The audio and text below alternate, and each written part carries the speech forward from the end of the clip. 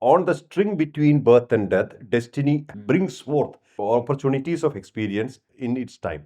Being there and leaving that when it's over, that's the smartest thing to do. This whole thing about mind control is a myth. See, mind control is not possible, mind regulation is possible. Meditation was very simple for me.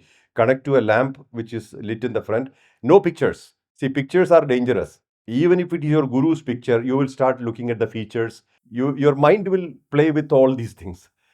So when you're meditating, then it becomes an activity. Being aware, it's not an activity, it's a state. Awareness should lead to meditation. That meditation is different. That becomes a state that leads to samadhi.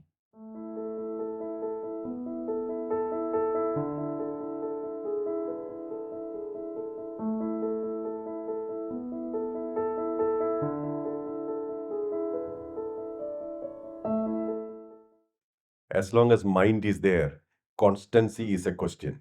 Let us be frank. But what the tradition says, especially I follow the tradition of Avadudas, masters who are dissolved from the external world and the internal world. We have to put mind, like Kriya Yoga is one of the things, the same technique. So I'm not talking about Kriya here, but I'm talking about the essence of it. The mind can understand islands, but it cannot understand a mainland. Means small things mind understands. But a larger state, mind cannot understand because only when mind dissolves, you reach that state. So what you can do, short-term concentration, then the mind goes. Bring the mind and another time. Mind goes, then another time. So many islands you make in a day, waking state. So that, hey, look here, is it me doing or is it happening? Simple question. And its reality is that you whether you like it or not, things are happening. So destiny is put in a line over time.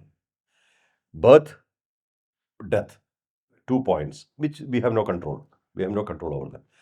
And on the string between birth and death, destiny happens or destiny brings forth opportunities of experience in its time.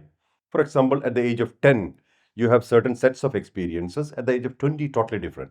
So it can only be laid out over time, linear time.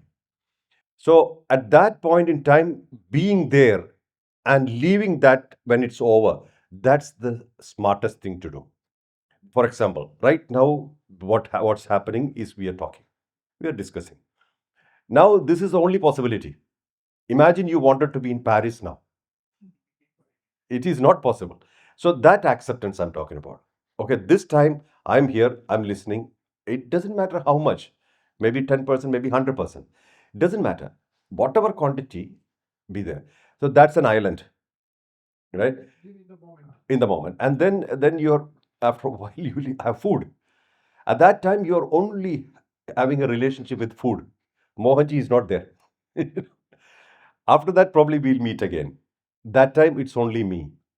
So, if you are able to handle the day like that, even partially, you will see that improving.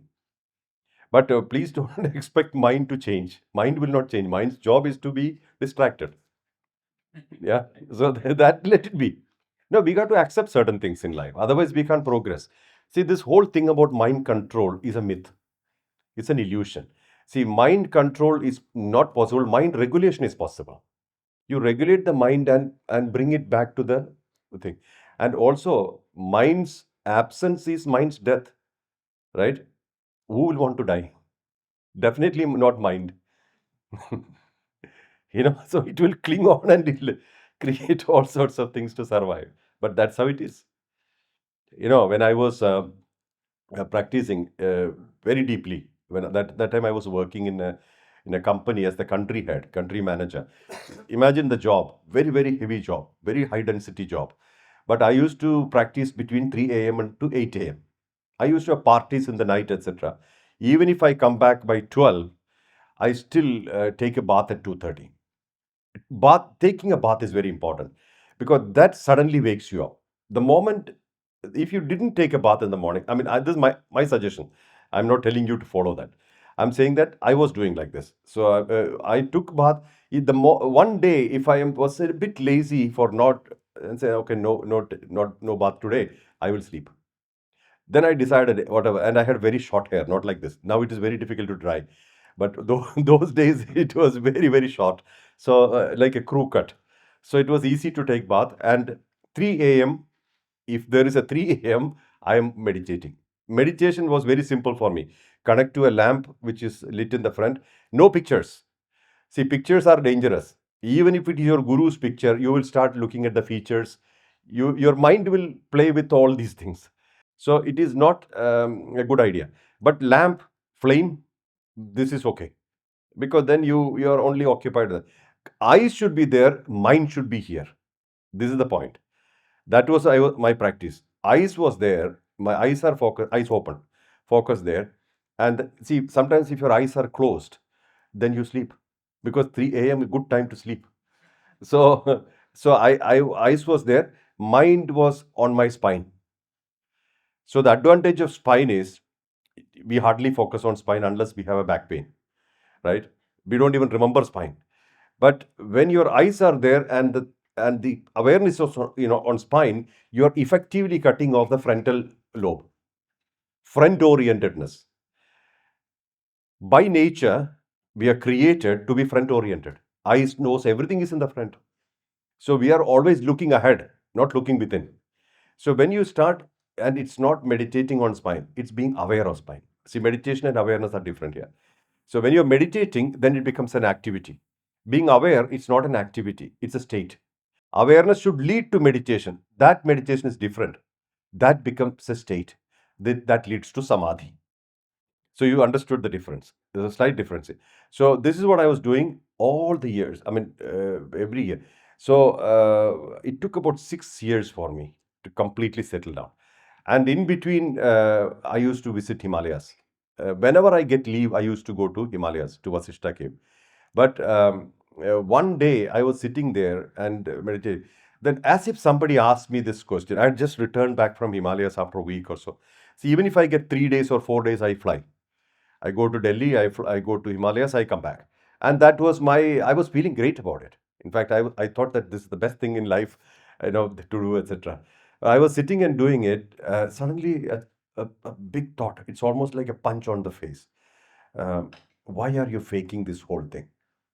You're going to some place thinking that it sits there and you're coming back as normal, as before. Why are you going? This was it was like nobody was there in the room. I was alone. But this thought was it shook me. All these exercises are faking. Later I realized it was because I'm going to a place looking for something where the place is inside. Then I stopped going to Himalayas. That was after 3 years or so. Until then, I used to go. So then I started connecting. That's when the first stage. After a while, it took about 3 months or so. Same practice. Practice is never changed. Is that it was like the noises are around me. Like, even if the cat cries outside, it's almost like inside. So that feeling started. Then everything went away. If the cat cries outside, it's like in another world. You are in a bubble. You're completely immune from all the noises of the world outside. Then what remains? Noises of the world inside, the stored memories, fears, phobias, all they start coming. And then you're bombarded with all these things. You would be surprised how much of stored data you have. See, it's almost like you decide to shift your house. That's the time when you realize that your house has so many things, right? If you're living in the house, you wouldn't remember. But the moment you want to shift the house, every cupboard gives you something. So, similarly, when you decide to marry silence, then all these things come out. All you have to do is watch. Don't analyze, don't do anything, just witness. And many weeks, many months were like that. And then after a while, I couldn't actually know my dimensions. See, now I know this physical body has this dimension, say L or M, the shirt size kind of.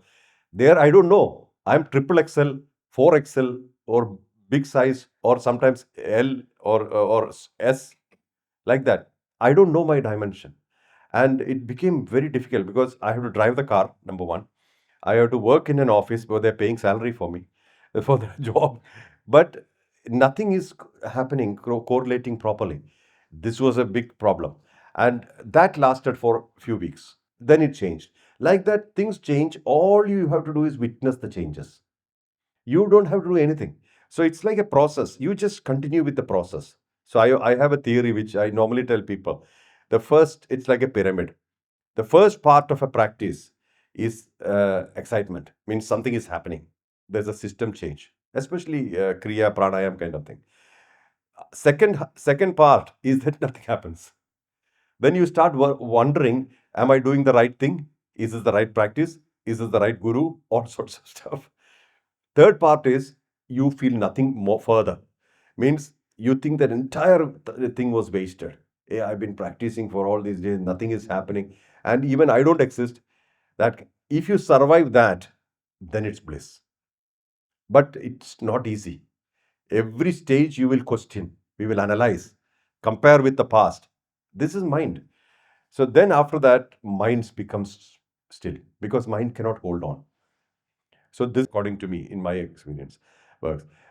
After all this, I met all these masters. I met Vittal Babaji. I met all these people.